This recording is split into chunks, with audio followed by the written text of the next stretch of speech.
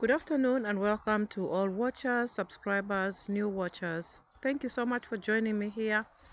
On this beautiful day, I am talking about my life in UK, how I came from being unemployed as a single mom to 4 young men, finding myself coping practically alone but not without God, and picking myself up from that unemployment.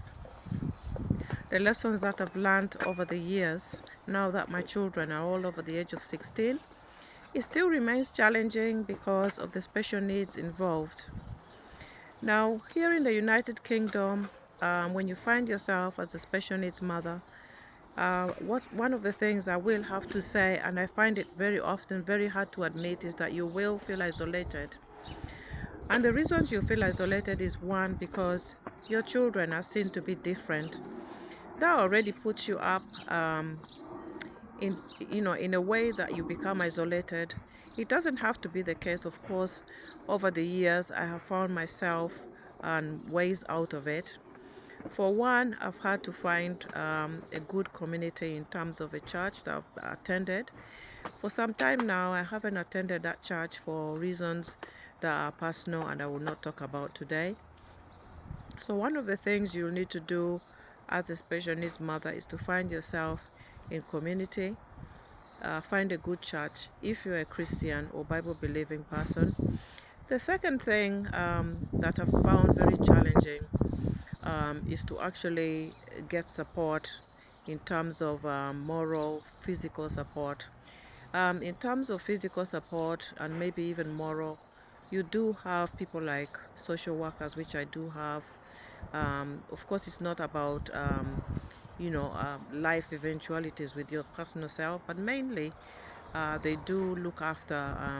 They are very child-centered. They take into account the child's welfare very much more, actually, than oneself as a carer.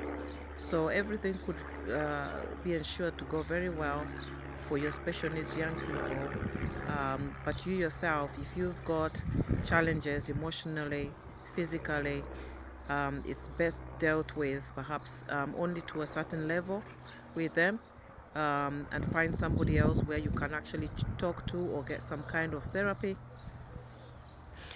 So yeah, it's very important to gather people around you that you can really trust, and of course that trust is one of the things that can also put you in a very the situation that you do not even want to find yourself in terms of who to let around in your life, because very often it may appear that you are actually vulnerable.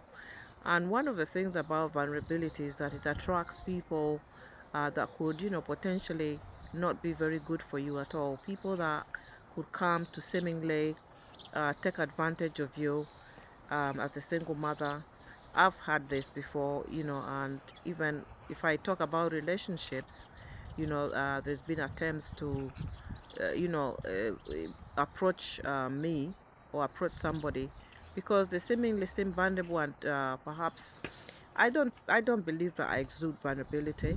I don't believe so. Maybe, but I don't think so. I mean, does the special needs mother exude vulnerability?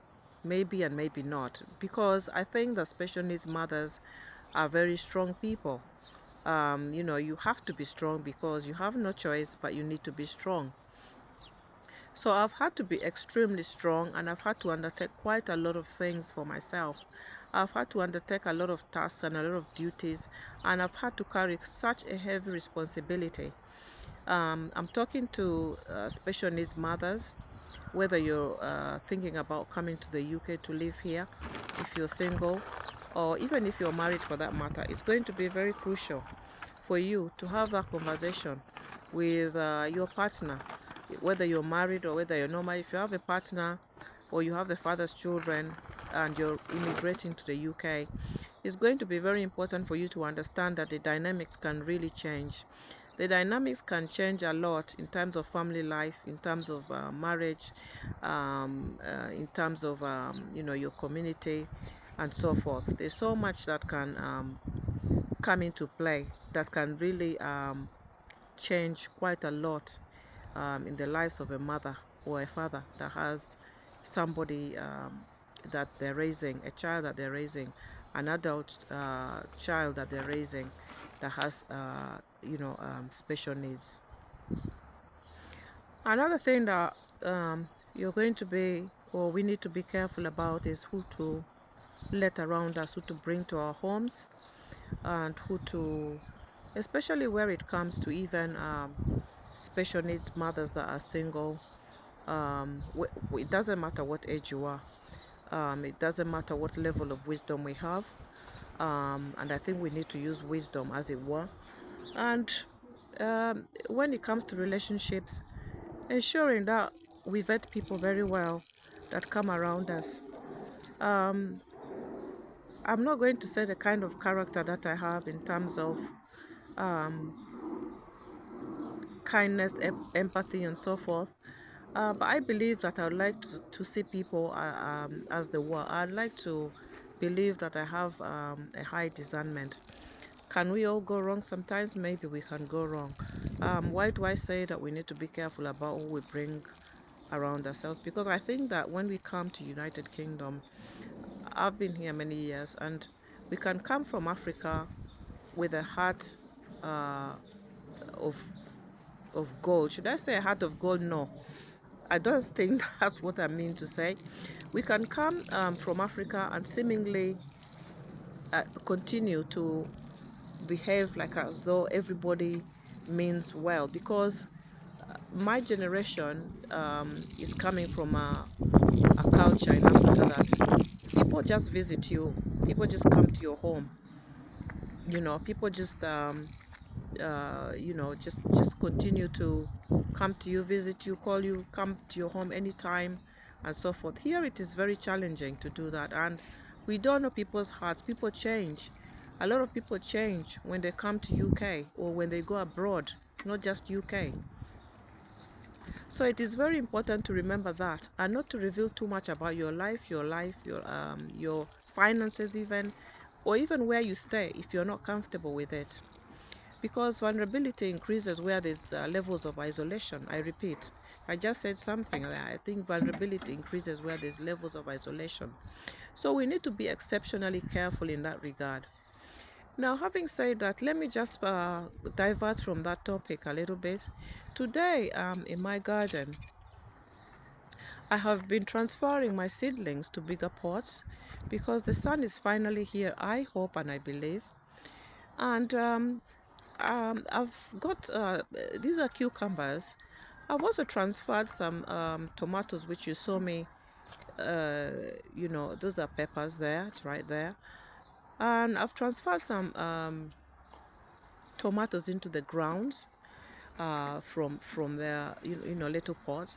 I've transferred also some peppers, capsicum peppers, and there's my berry plant as well, which I'm watering this morning. So yes, this is a day in between that I have here for work, and I'm taking it in my stride to actually spend some time outdoors, which I find very healing. I find physically and emotionally that this is something I really need. I mean, when I spend quite a lot of time in the sun, I even find that actually it even improves sleep. So this is something that is very important for me. Again, if you are a mother to children with special needs and you find yourself, you have a bit of time in your hands, this is something that I encourage you to actually do. If you have a garden, if you have a space, if you have some pots here and there, it's very, very therapeutic. So that is what I was doing all morning. Yes, so that's all my potato plants and everything. Most of the plants are now in containers and pots, and I will keep you updated on this as well. Now, the next thing I also want to talk about, which I believe I did in a separate video, was how I went from, yes, I had to take some time off because of my children's needs. Here I'm using slug killer for some of these baby plants because I have snails and slugs that like to eat my baby seeds. seedlings rather. So I'm using that. And later on, I also used some ilama, um, manure from this animal called the ilama. You'll see that later. So yes, as I was saying, I picked myself up after years and went back to work. And I had a lot of judgment from people as to why I wasn't working. A lot of things were said to me. But if one realizes how challenging it really is here in the United Kingdom to actually juggle a person with special needs, there isn't a lot of after school and before school care for those with special needs that are over a certain age, maybe uh, perhaps they're still in primary. When they reach the age of 13 plus, it becomes very challenging because that is the age that the majority of youngsters are now expected to be left alone, be able to go to school and come back. But when you've got those that have special needs or somebody that has special needs that cannot go to school by themselves and come back because of their level of special need and their lack of danger awareness and so forth, they need a support person to stay with them.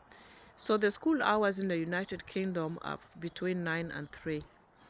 Most of the, not most, I don't know if it's most, my children's special needs school did not have before breakfast and after school club.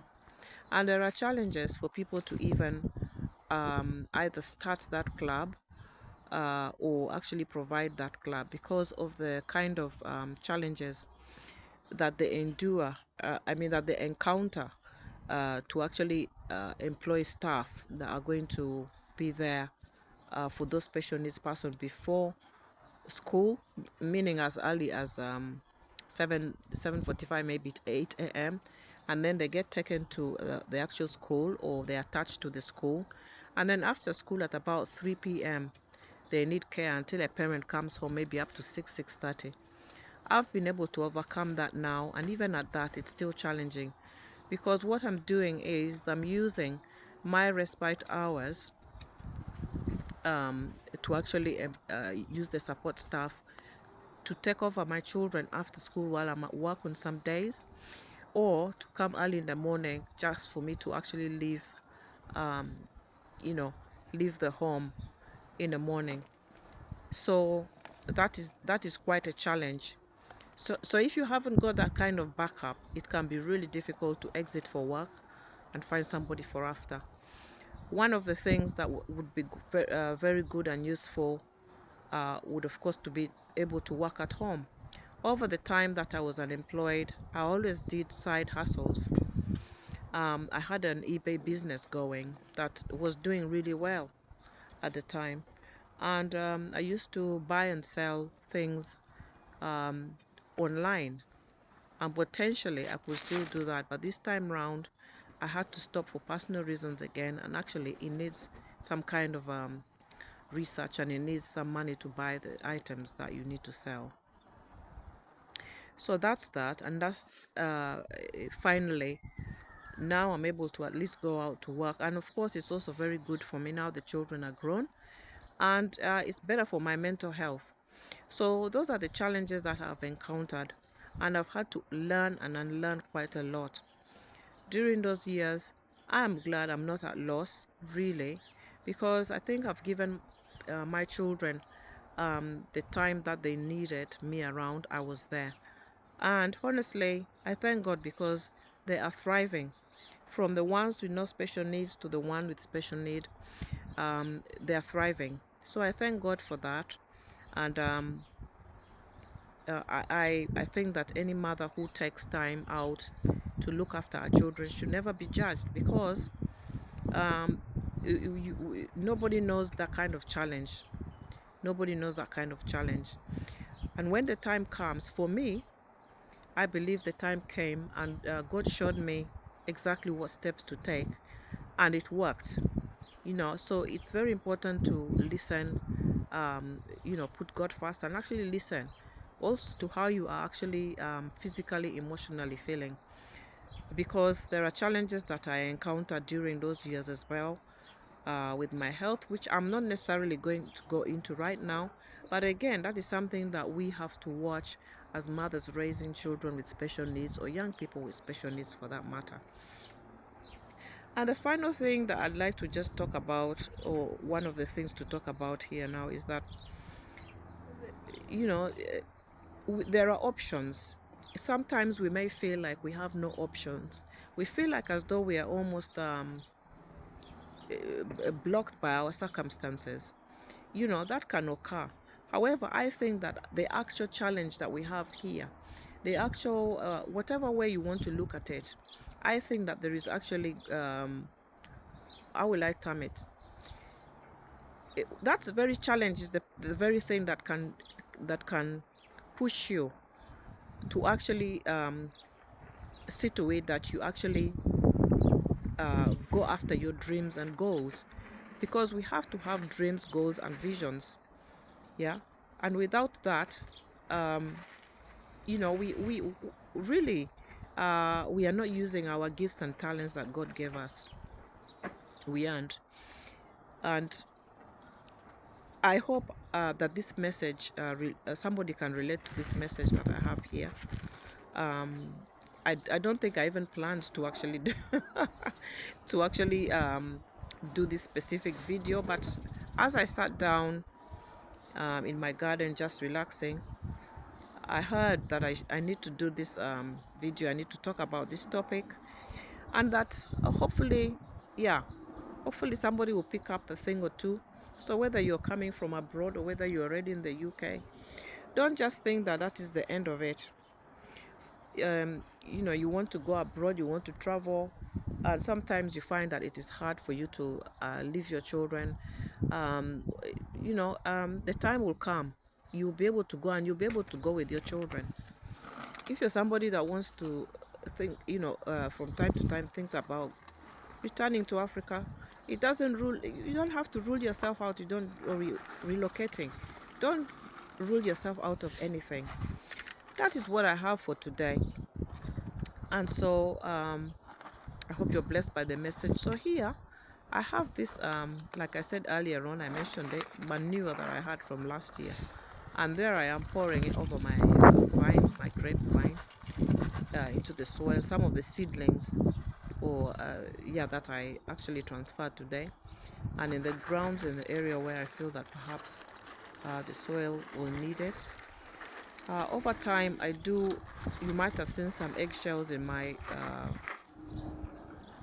soil in my garden, and also I also use tea bags, which sometimes I put away after having the tea, and I keep them and come and throw them in my soil. I believe that it would help. Here is where I transplanted my tomatoes today, and there I am adding that. And I actually moved my tomato plants to this side. Last year I had one tomato plant there or two. The other year I had them on the other side of the garden. And so as a backyard gardener here in UK, I've also learned that you need to, just like any other gardening or plant farmer, you need to rotate your plants a bit. So I've rotated them, and not every, my garden doesn't have a lot of ground space. It looks big, but honestly it's covered with some of these shrubs and other plants. So I found ways of digging around corners and pulling out plants, or using pots and so forth. And honestly, I will be glad to show you the outcome of this, because I surprised myself of what I can get. Here I came out to B&Q to pick up something earlier on today, and they have a beautiful range of indoor and outdoor plants. However, I did not pick any because that was not my intention. Something I ordered did not arrive, so I had to come out and actually pick it up physically. So continue to watch till the end. Like and share this video. Leave your comments. Let's talk about this. And until next time, God bless you. At this point, I'd also like to give a subscriber of mine a shout out. This is the second time I'm meeting her. She has come across my videos. Helen, you know yourself. Thank you so much for your encouragement, and it was nice to see you. Watch the rest of the video, even as you enjoy the B&Q plants and so forth. Until next time, bye.